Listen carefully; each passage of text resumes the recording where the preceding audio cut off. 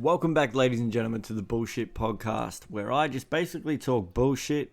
So this week I wanted to make the theme of the episode character creation, which is another video that I think a lot of people have done, where they've done sort of tips and tricks on how to create characters, but this is just going to be my input. We got some Larp news coming up as well, so stay tuned for that, and I'm also going to do a quick teaser of what I want to do in the next episode. So without further ado, fuck it, let's just jump straight into it.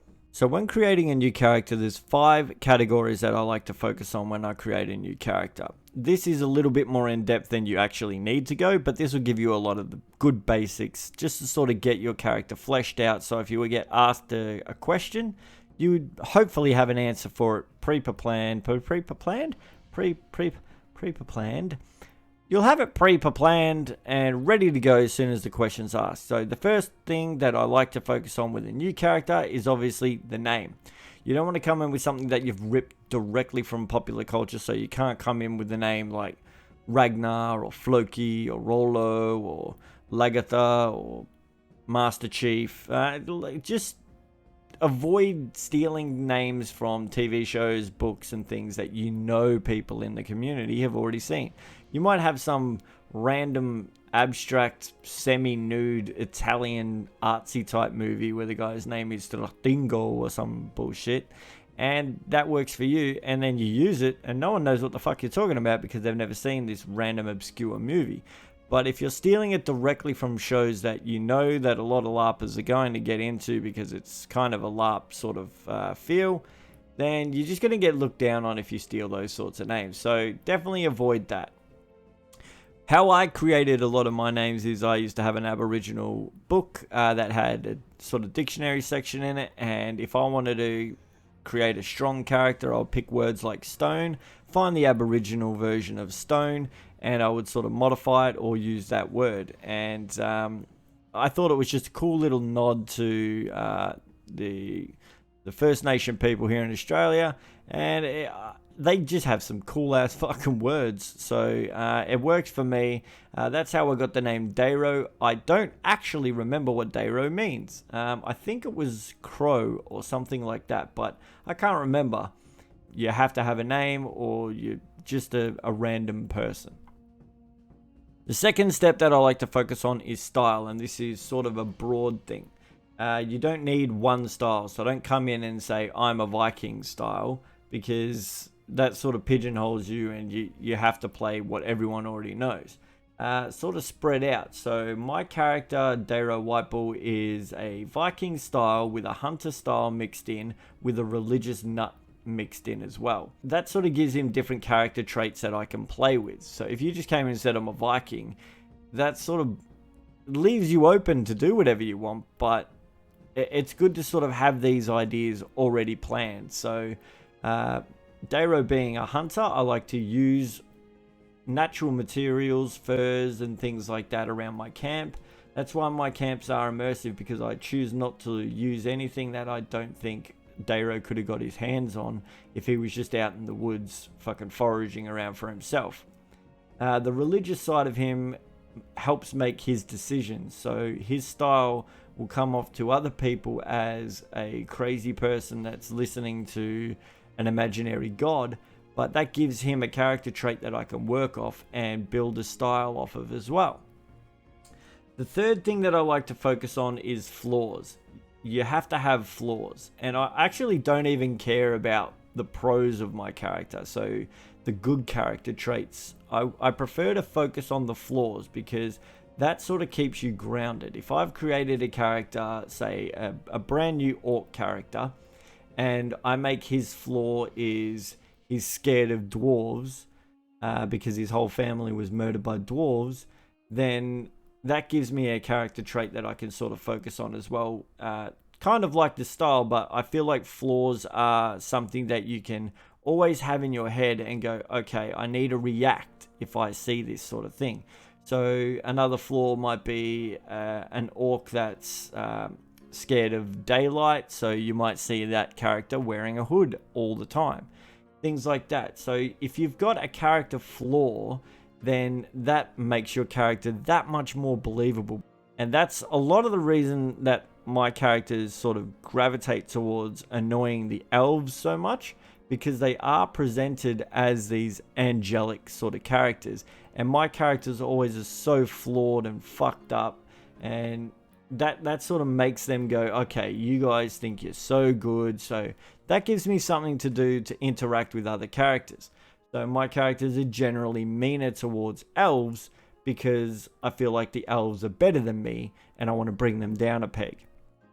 The other thing that I like to focus on is family. So if you can come up with sort of a small family, don't have like 9 brothers and things like that, because you're never going to remember all the characters' names. It's best to have a small family, but if you can come up with a small family tree and just one thing that each of those family members do. The last thing that I like to focus on is religion.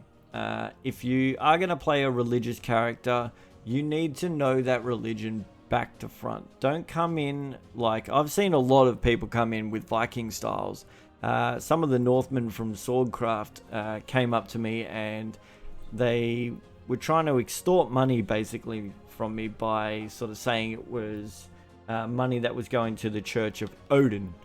And I'm not going to say I'm an expert, very, very far from it, but I know a fair bit about the Norse gods, so Thor, Odin, and all that. So I was able to sort of challenge their religion directly to them, and they didn't know what the fuck I was talking about.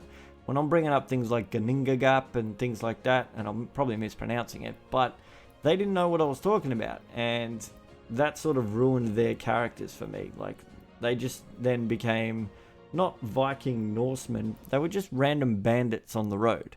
And they could have played that character perfectly fine, but they chose to put a religious element into it, and then when challenged, they couldn't back that up.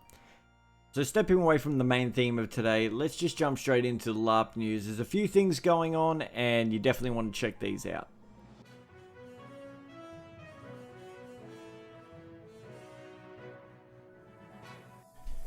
In our first piece of LARP news, it may be old news, but definitely news worth hearing.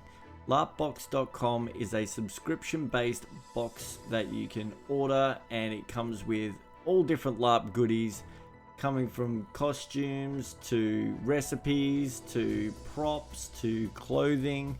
Anything you can think of LARP related, they will provide. It's kind of a random lucky dip sort of thing.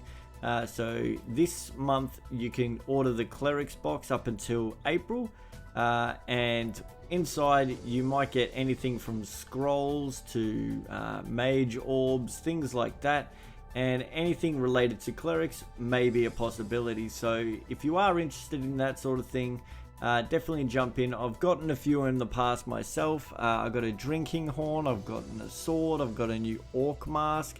It's seriously a good buy. It's not that expensive.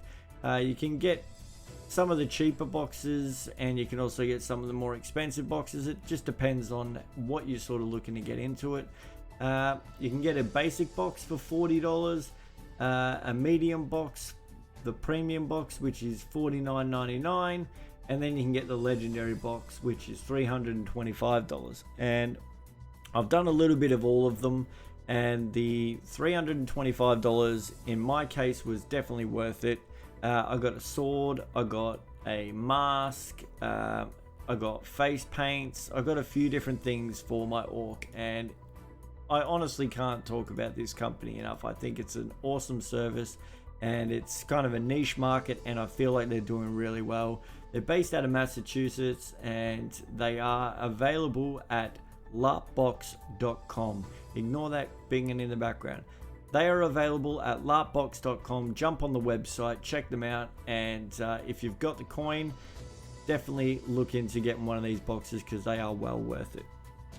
In other global news, the Witcher School in Poland is open and currently training witches, and you can be one too. So it's a school out there in Poland. You're in a castle and you will be living there and training to become a witcher. It's an adult adventure based on the Witcher games and books. Included in your ticket, you get lodging, food, costuming. You live in the castle. massive cast of actors and monsters. You get training photos. The training goes anywhere from potions to spells to archery to sword combat. It seriously looks like a awesome time if you have the money and the time to go to Poland, that is. And that's probably going to be the biggest hurdle for a lot of us. They do have some upcoming events, but obviously it takes a lot to actually get there. For people outside of Europe, I think it might be a little bit easier, but I think most of my listeners are going to be Australian down here in Australia. But they do have events coming up in the not too distant future, and if you wanted to be part of that, you can definitely contact them. Fly out there, book a ticket, book a spot, and get yourself trained up as a Witcher.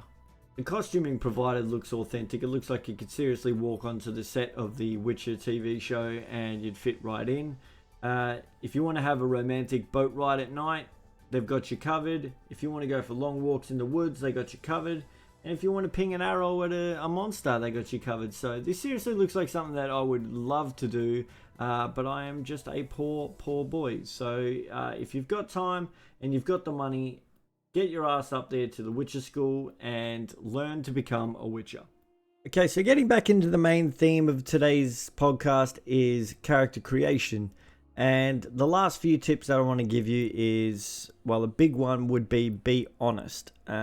So with different LARPs, you get different restrictions. So you can't sort of come in and say you're a great sword fighter and blah, blah, blah, blah, blah, if you haven't leveled up sword fighting. Here in Australia, we don't have that level up sort of system generally. So you can come in and say that, but you're going to get exposed pretty quick. So I would definitely say being honest with yourself is a great way to make sure your character is believable.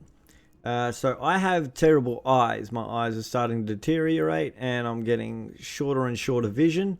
And that's just a connective tissue disorder thing that I've got. But I've written it into my character. My character is a hunter, but his eyes have gone bad. So I don't use a bow anymore. I do all my hunting using traps. So I then started learning off YouTube how to create different styles of traps to hunt rabbits, things like that.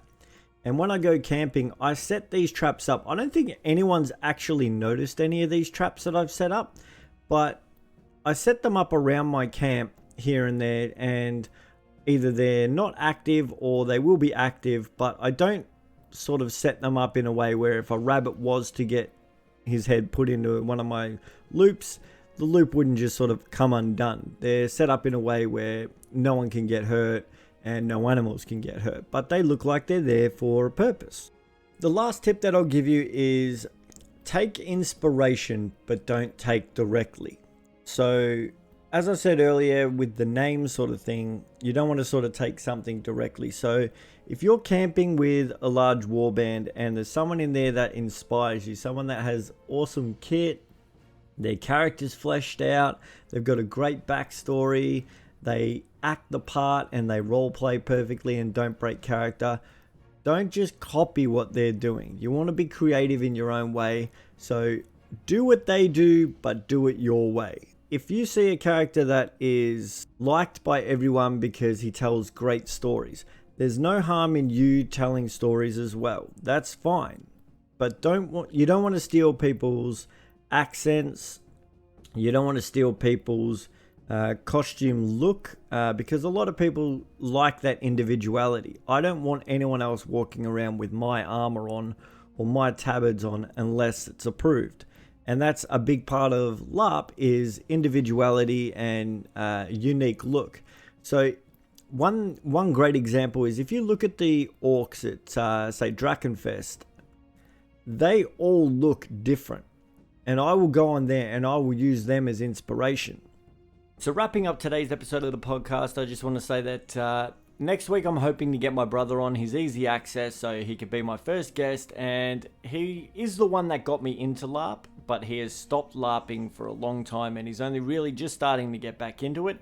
This is going to be one of his first events, going back and sort of being in character and trying to get back into the groove of things. So we did go to the last Call of the Gods and we're going to this one and we're hoping it's going to be a big one.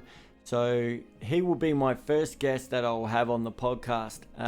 after that, I'm hoping to get a few different people on. I've got a few people in mind, but again, I'm sort of just trying to work through it and figure out what works for each episode. So thanks for listening, guys. I'll catch you in the next podcast. And again, if you want to support me, I've got Patreon. If you want to support me, I've got my YouTube channel. And if you want to support me, obviously, just comment down below. Give me a thumbs up or whatever it is. I don't know anymore. But yeah, if you can support me in any way, that would be a big help. LARP is kind of a niche market, and it would be great if we could all support each other doing different things. So hit that like, subscribe, and I don't know, tickle the nipple.